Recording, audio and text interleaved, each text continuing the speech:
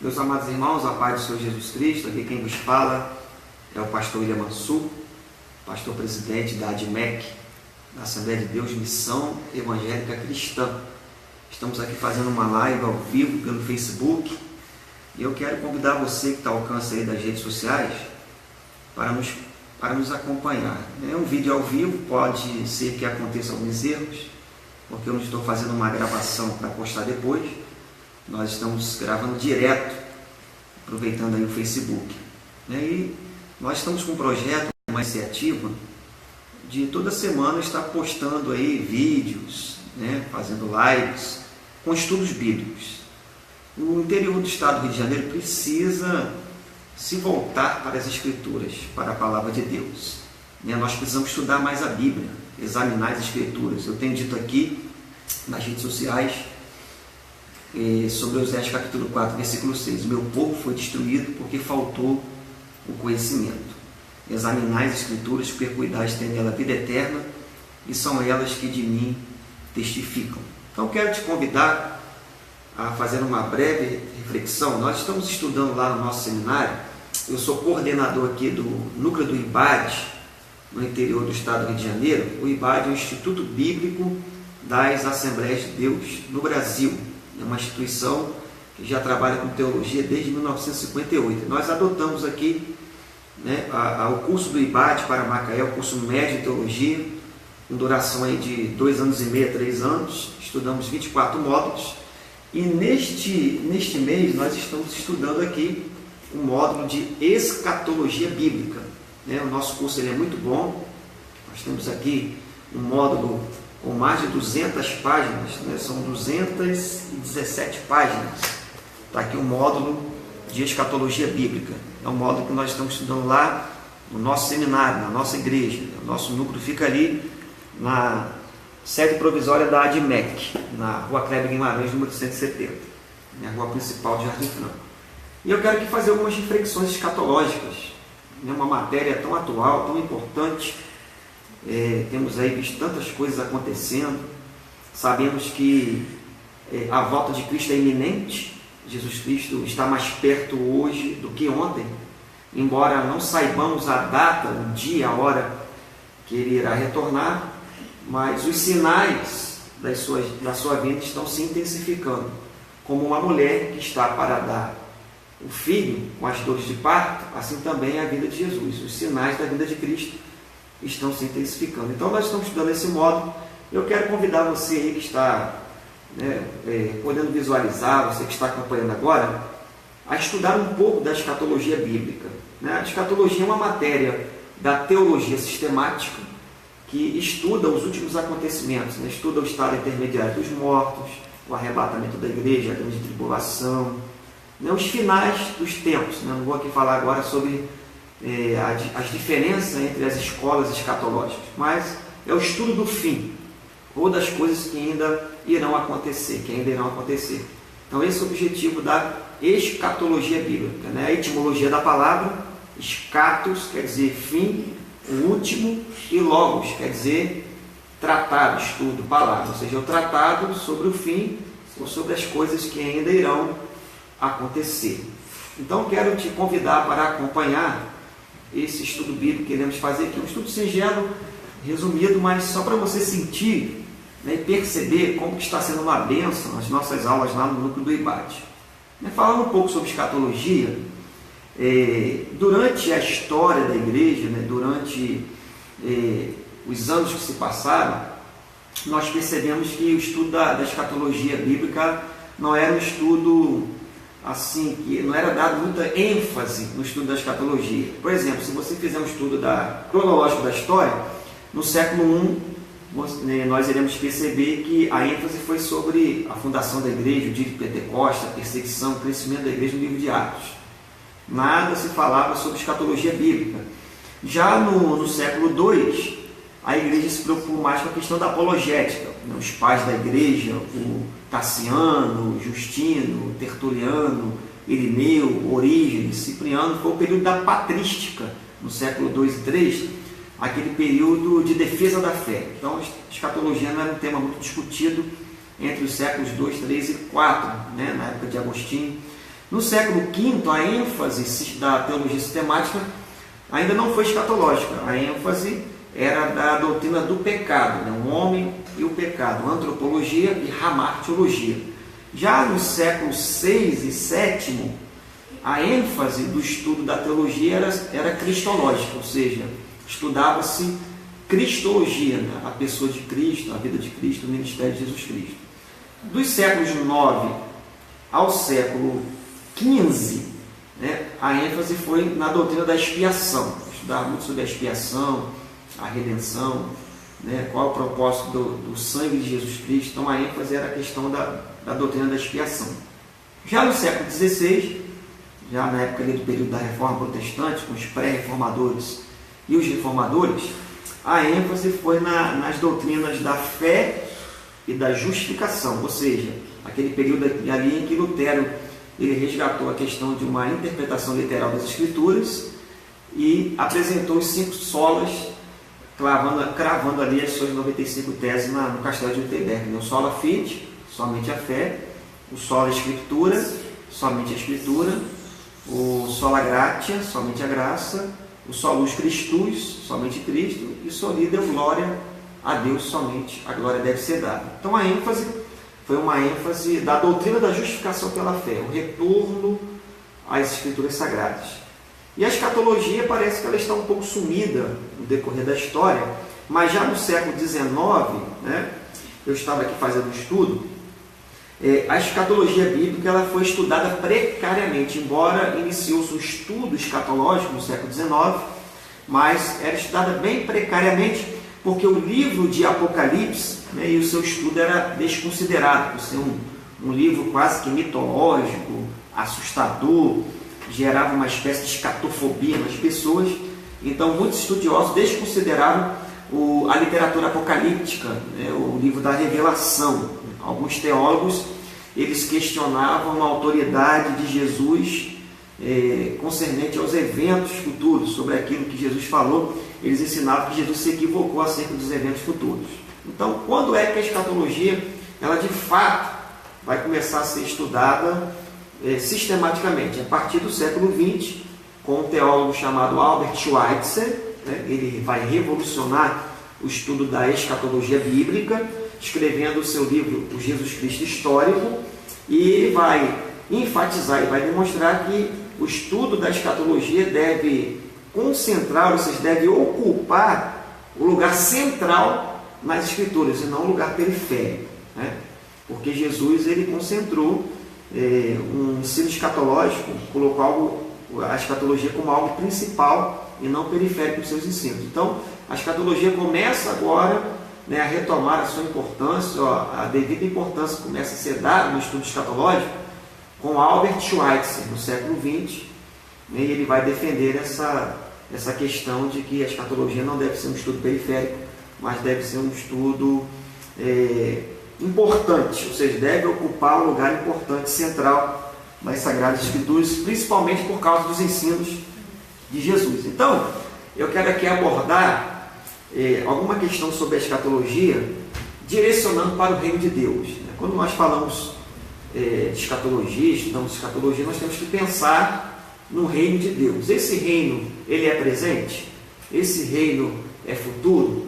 Esse reino já chegou? Esse reino ainda não chegou? O que a Bíblia fala sobre a escatologia do reino de Deus? Bem, quando nós estudamos algumas posições escatológicas, né, nós estudamos aqui uma escatologia chamada escatologia radical. Então, Albert Schweitzer, né, que foi um grande estudioso, ele vai defender que a escatologia bíblica ela é exclusivamente presente.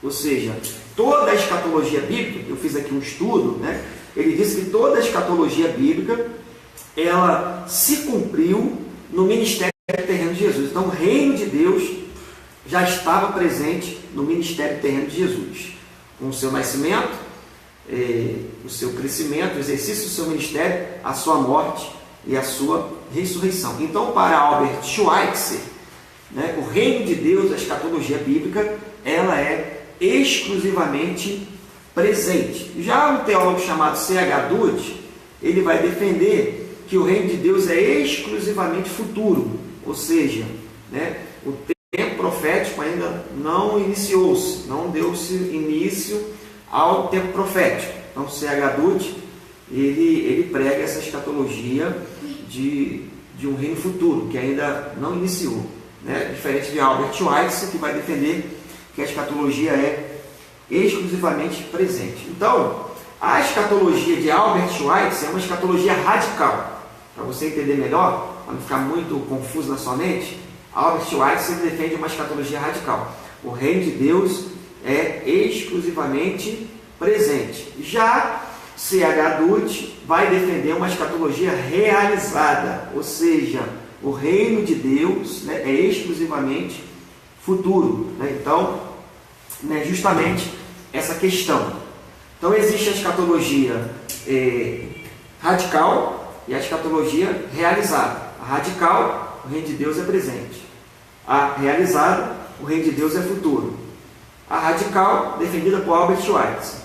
E a realizada, defendida por C.H. Dutch. Então, o que eu estou querendo dizer com isso? Nós temos que entender, no início do estudo da escatologia, se o reino de Deus já é presente ou se ele ainda é futuro. Então, vai surgir, nesse estudo aí, uma escatologia chamada escatologia inaugurada. Olha só que coisa interessante. Você tem uma escatologia radical, o reino de Deus é presente.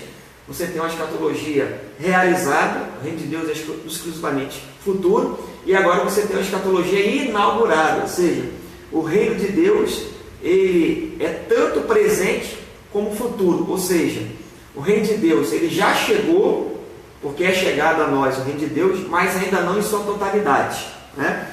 E eu estava aqui fazendo uma pesquisa interessante sobre essa questão de escatologia inaugurada, que é defendida pelo teólogo George Eldon Ladd, foi defendida pelo Dr. Russell Shedd e também é defendida por um teólogo chamado Anthony Hockman. Depois eu vou indicar um livro muito importante sobre ele, muito interessante, né? Então, para a gente entender aqui como funciona essa questão da escatologia, né?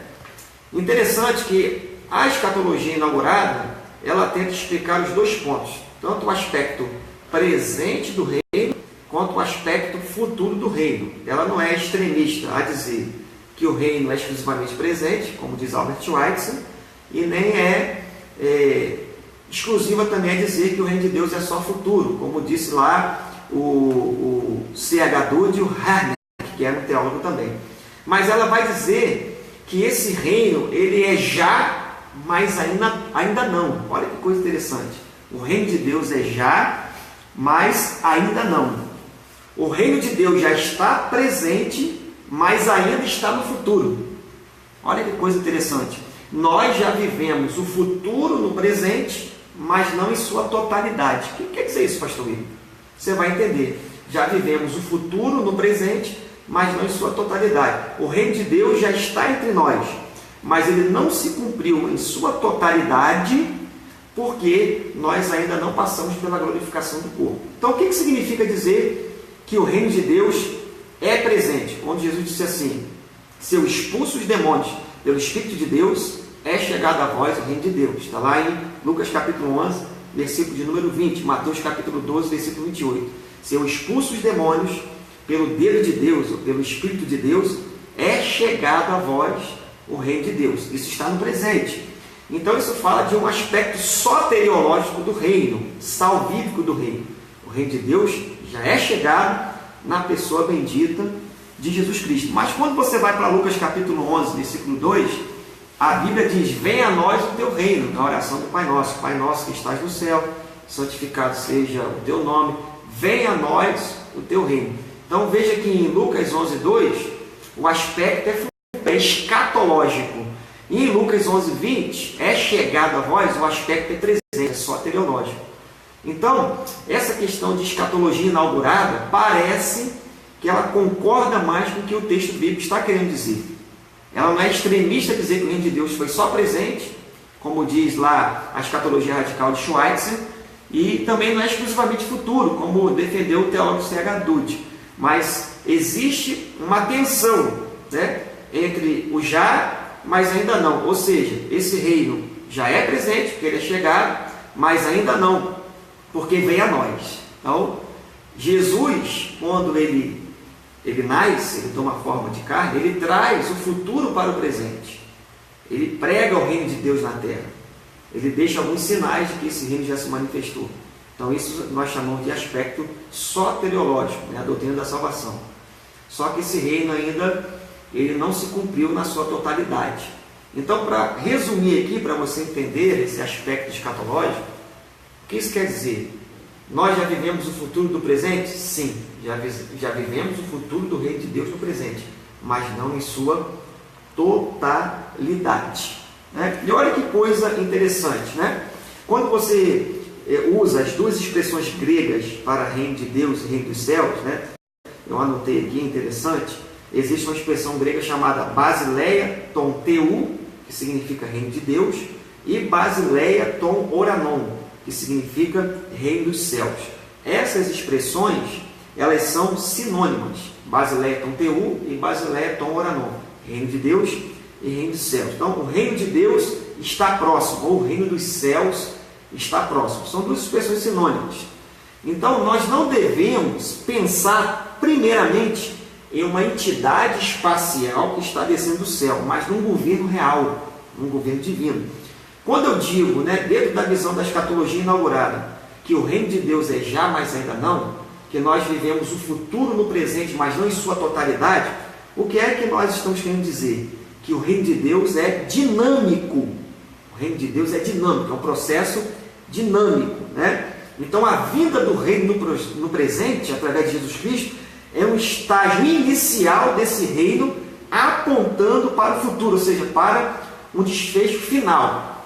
Então, o que nós vivemos hoje? Nós vivemos um dinamismo do futuro no presente. O reino de Deus já é chegado a nós. Existe um dinamismo, e esse dinamismo está nos direcionando para o último dia, para o cumprimento das últimas coisas. Então, o que vivemos hoje? Vivemos uma tensão escatológica entre o já, mas ainda não. Ou seja, o reino de Deus já veio, mas ainda não se cumpriu em sua totalidade. O Anthony Rockman, ele vai escrever um livro interessante chamado A Bíblia e o Futuro, e ele vai defender essa questão da escatologia inaugurada, ou seja, o reino de Deus já é presente, mas não em sua totalidade. Já estamos vivendo lá o futuro no presente. Não sei se você está conseguindo visualizar. Vivemos o céu no presente, na pessoa bendita de Jesus Cristo, mas não em sua totalidade, porque esse reino é dinâmico. Vivemos esse reino no presente, apontando para o futuro. Então, Anthony Rockman, ele vai defender essa tensão entre o já, mas ainda não. Que tensão é essa? É a tensão entre o que já somos e o que esperamos ser. Ou seja, o crente, ele já está na era soteriológica, num reino dinâmico que nos aponta para uma era escatológica. Então, existe uma tensão mesmo, entre o tempo presente e o tempo futuro. Por isso que ele defende que o reino de Deus não é totalmente presente e o reino de Deus também não é totalmente futuro. Mas existe o quê? Uma tensão entre o já, mas ainda não, entre a era presente e a era vindoura. Olha que coisa interessante. Vivemos os últimos dias, mas o último dia, o desfecho final, ainda não aconteceu. Então, essa tensão do que já somos e do que esperamos ser, ela revela algumas coisas interessantes que eu anotei aqui. Que tensão é essa? Se nós já vivemos o reino de Deus, que é futuro, mas já se manifestou no presente, que tensão é essa? É a luta contra o pecado. A luta contra o pecado deve continuar ao longo da presente vida. Lembre-se que eu falei que o reino de Deus é dinâmico. Já vivemos o futuro no presente. Eu estou batendo nessa tecla para você gravar bem. Já vivemos o futuro no presente, mas não em sua totalidade, porque ainda não passamos pela glorificação do corpo. Não participamos ainda do desfecho final de todas as coisas. Então existe uma tensão escatológica da era presente com a era futura.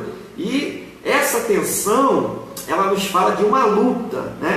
Então existe aí uma estreita conexão entre a qualidade da nossa vida agora e a qualidade da nossa vida além do túmulo. Ou seja, a nossa maneira de viver nesse presente está relacionada com a nossa maneira de viver no futuro. Então, o que é esse reino de Deus no presente? É o nosso modus vivendi. Como está a nossa maneira de viver? Se nós já experimentamos aqui o reino de Deus, no presente, temos que lutar, né, para herdar esse aspecto escatológico do reino. Né? Já sofremos ali, através da graça, o aspecto soteriológico, mas ainda não herdamos a questão total do aspecto escatológico. Então, existe aí uma conexão entre a qualidade da nossa vida aqui e a qualidade da nossa vida além do túmulo. Né? Então, essa tensão do já, mas ainda não, que é defendida por George Eldon Ladd, Dr. Russell Shedd, por Anthony Rockman, né, que o reino está presente, mas ainda não se cumpriu em sua totalidade. Como que a gente sabe na Bíblia, né, com que base bíblica a gente pode evidenciar que o reino de Deus está presente? Ó, quando você lê lá Mateus 12, 28, né, se eu expulso os demônios pelo Espírito de Deus, é chegada a vós o reino de Deus. Então o reino de Deus é presente. Né? Quando você também examina Marcos, capítulo de número 11, versículo 4 ou 5, João Batista envia 2 discípulos para fazer uma pergunta a Jesus. Né? Pergunte a ele se é ele mesmo que haveria de vir ou esperamos outros. E Jesus responde, fala para João Batista que os cegos estão enxergando, os surdos estão ouvindo, os mudos estão falando. Então, o que evidencia o aspecto presente do reino? A realização dos milagres através do ministério de Jesus. O que evidencia o aspecto presente do reino? A expulsão dos demônios, né? A pregação do evangelho, o perdão dos pecados, está lá em Marcos capítulo 2, versículo 10. O que é mais fácil? Dizer esse paralítico, levanta e anda, ou perdoar os seus pecados? Então tudo isto, todas essas manifestações, né, o dunamis de Jesus, a operação de milagres do Novo Testamento, manifestam o aspecto presente do reino de Deus, evidencia que o reino de Deus está presente na pessoa bendita de nosso Senhor e Salvador Jesus Cristo. Agora, é importante aqui enfatizar que a vinda do reino através da pessoa bendita de Jesus não significou o fim do conflito entre o bem e o mal. Né? Nesse conflito entre o bem e o mal, a igreja de Jesus será convidada ao sofrimento. Então, existe uma tensão escatológica. Embora o reino esteja presente, embora existam sinais do reino que se manifestaram através dos milagres do ministério de Jesus, né?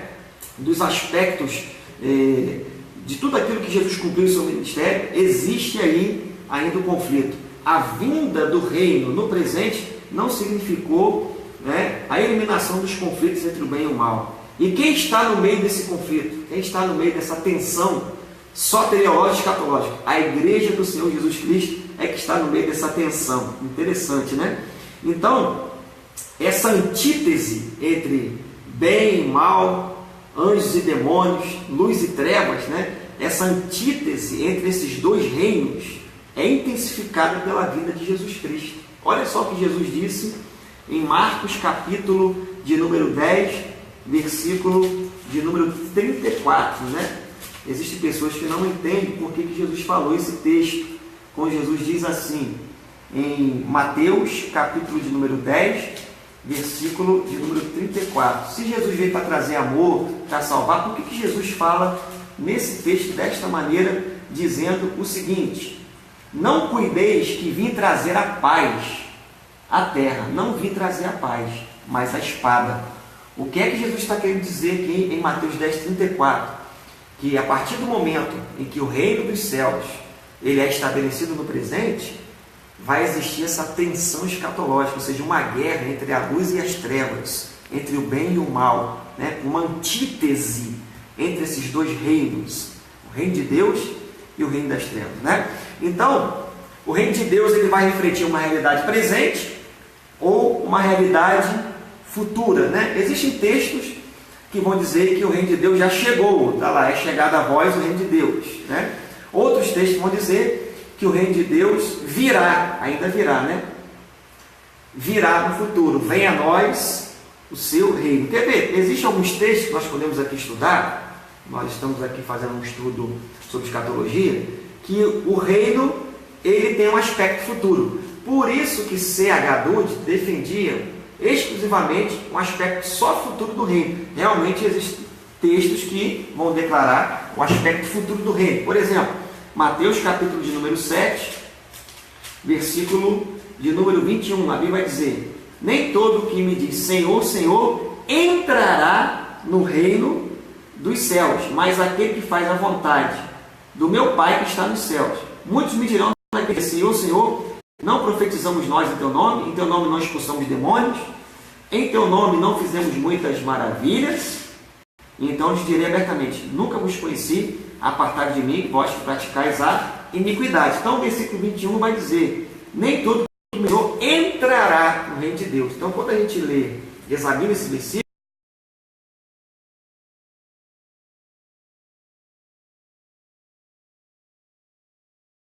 dá uma ideia de que existe um aspecto só que nem todo que diz Senhor entra. Será que o reino de Deus ele não chegou?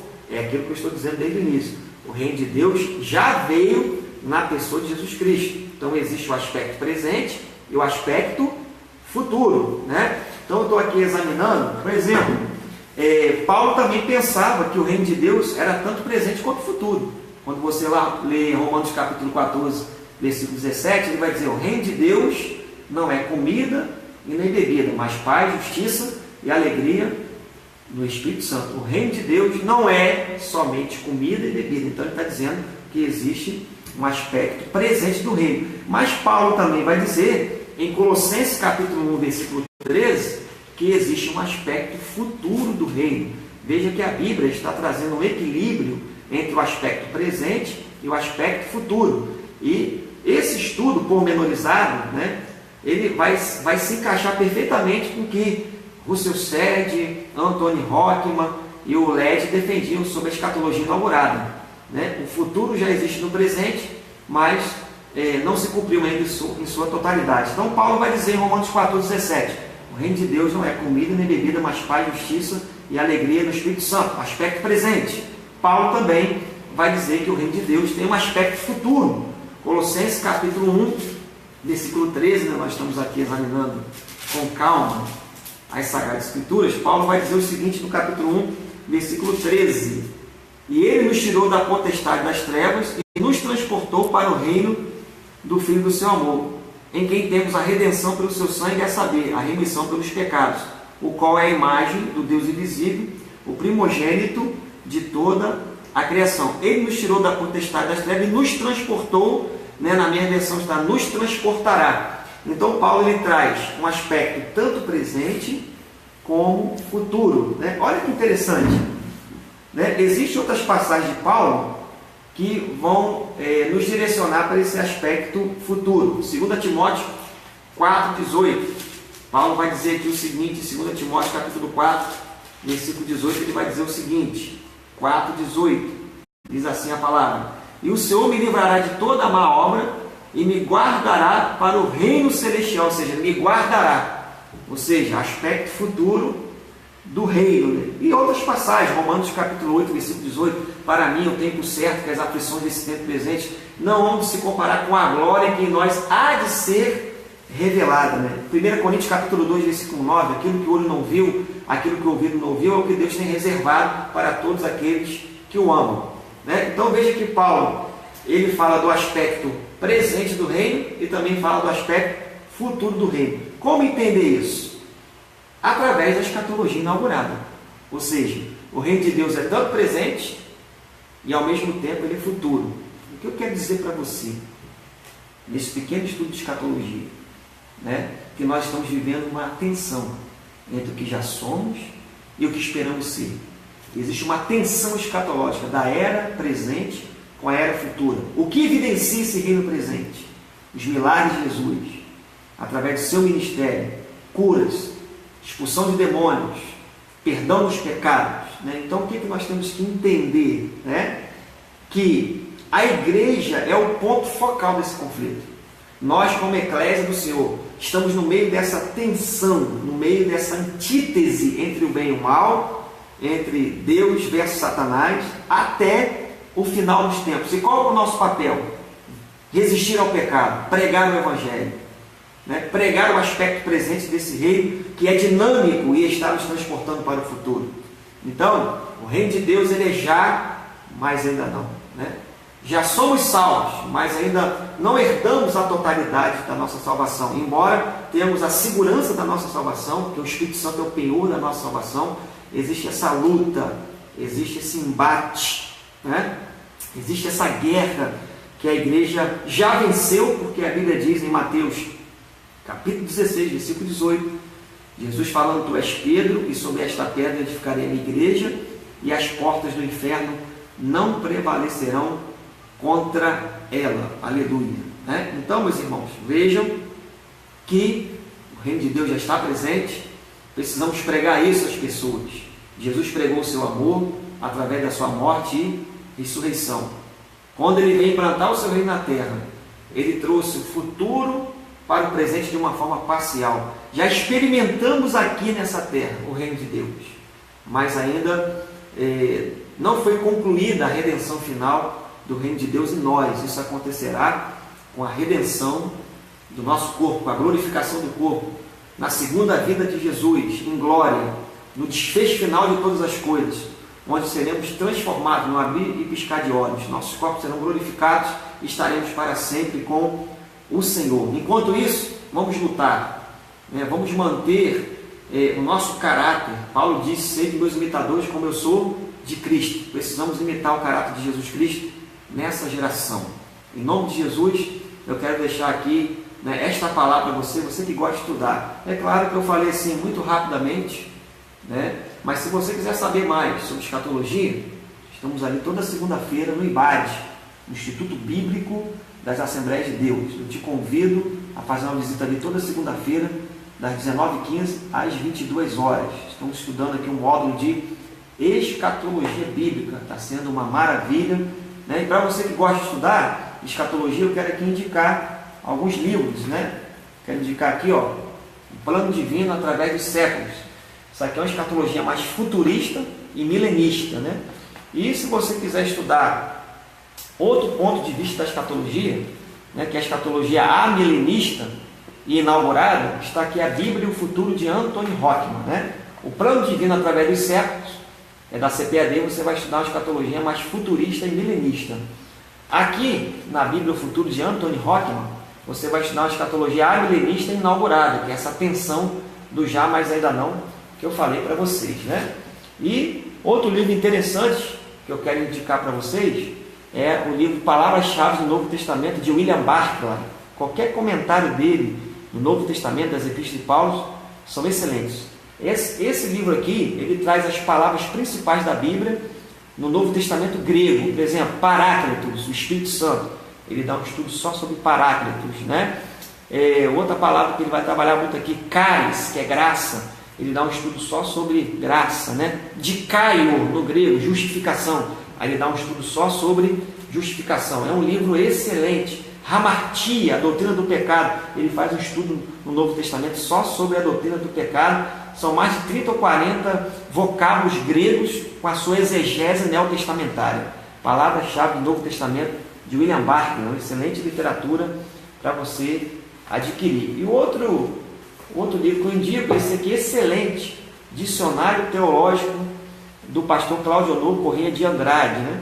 Nova edição, revista ampliada, suplemento biográfico dos grandes teólogos e pregadores. Dicionário Teológico do pastor Cláudio Honor Corrêa de Andrade, da CPAD.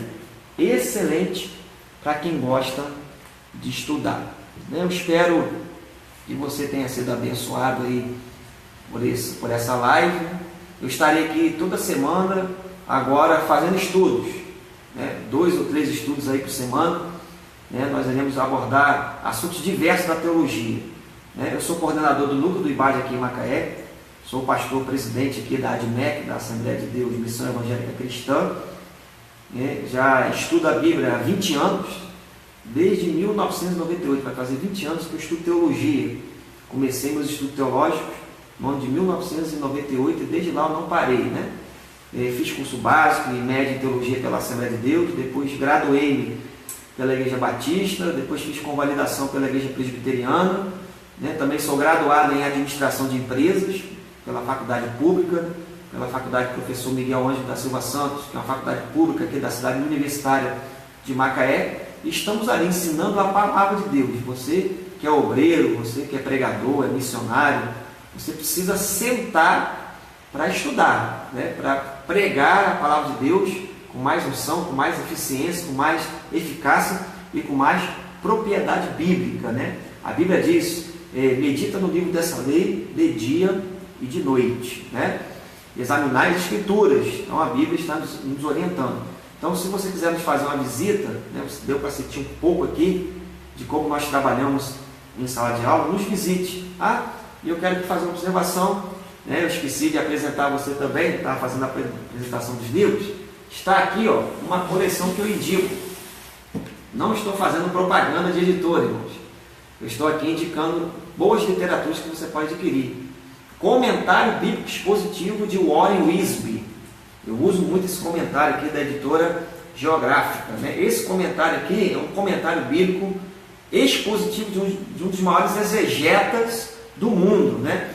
Ele faz o comentário de todos os livros da Bíblia, do Gênesis ao Apocalipse. Você tem aqui o Pentateuco, livros históricos, livros proféticos, tem os poéticos, né? Você tem o Novo Testamento 1 e o Novo Testamento 2. Acho que eu falei na ordem. Pentateuco, livros históricos, poéticos, proféticos, Novo Testamento 1 e Novo Testamento 2. Né? Teologia bíblica exaustiva. Tudo que você quiser saber. É claro que algumas coisas eu discordo, mas 90% do que ele diz aqui eu concordo. Nesse comentário bíblico expositivo eu indico para você também, excelente. Você que não tem condições de ficar comprando muitos livros, né? É bom você ter comentários bíblicos. Vai examinar um texto, vai pregar sobre um texto, né? Aí você vai lá no comentário bíblico expositivo e vê lá, né, qual é a exegese, qual é o comentário acerca desse texto que você quer abordar na sua igreja, na sua pregação, né? Eu quero agradecer aqui você que acompanhou esse vídeo, agradecer a minha filha também que está aqui filmando, está me abençoando aqui, a Júlia, né? E durante a semana estaremos aí, né, aqui postando mais estudos bíblicos, falando mais sobre a Bíblia. Eu quero aqui, tudo aquilo que eu aprendi, eu não quero ficar para mim, eu quero compartilhar junto com você, para que você seja abençoado em nome do Senhor Jesus. Nós estamos aqui na Assembleia de Deus Missão Evangélica Cristã, toda segunda-feira, Seminário Bíblico Teológico, das 19h15 às 22h. Temos aqui terça-feira, Discipulado Bíblico, para quem não é batizado, ou para quem já batizou, já se batizou ou não passou por um discipulado. Toda terça-feira, 19h15, temos aqui o Discipulado Bíblico, está uma benção, né? Quinta-feira temos um culto com propósito, também às 19h15, você é o nosso convidado, tá? Domingo, 8h15 da manhã, temos aqui consagração, busca do Espírito Santo com jejum e oração, das 8h15 até as 9h. Das 9h às 9h15 temos um café da manhã aqui, de coinonia, 0800, você toma um café, e de 9h15 a 10h30 temos a Escola Bíblica Dominical, e eu já quero te convidar para estudar a revista comemorativa dos 500 anos da Reforma Protestante. Estamos estudando aqui, né, uma edição comemorativa dos 500 anos da Reforma Protestante, e a lição do próximo domingo será sobre Sola Fide. Olha que interessante, Sola Fide, a justificação é unicamente pela fé. Vamos estudar os 5 solas de Lutero. Está sendo uma benção. 9h15 da manhã, às 10h30, a nossa Escola Bíblica Dominical. E à noite, temos aqui o nosso culto, que é das 18 às 20, né, o nosso culto só aos domingos, das 6 às 20, mas devido ao horário de verão, que vai começar agora sábado, meia-noite, né, de sábado para domingo, meia-noite, nossos cultos, o horário será modificado para 19h15. Então, tanto o culto de quinta quanto o culto à noite de domingo serão às 19h15 até às 21h. Quero te convidar, nossa igreja, um ponto de referência, rua principal do bairro Jardim Franco, vindo do terminal Seara, J. Pavani, após a antiga empresa Mendes Júnior, primeiro semáforo à direita, você já está na rua da igreja. Vai ser uma bênção, traga a sua família, traga um visitante, traga um afastado, um desigrejado, e venha aprender a palavra de Deus, venha adorar ao nome do Senhor Jesus. Que Deus abençoe a sua vida, Espero que esse estudo tenha edificado a sua fé e vamos dar prosseguimento. Que Deus te abençoe, ore por nós e a paz do Senhor Jesus.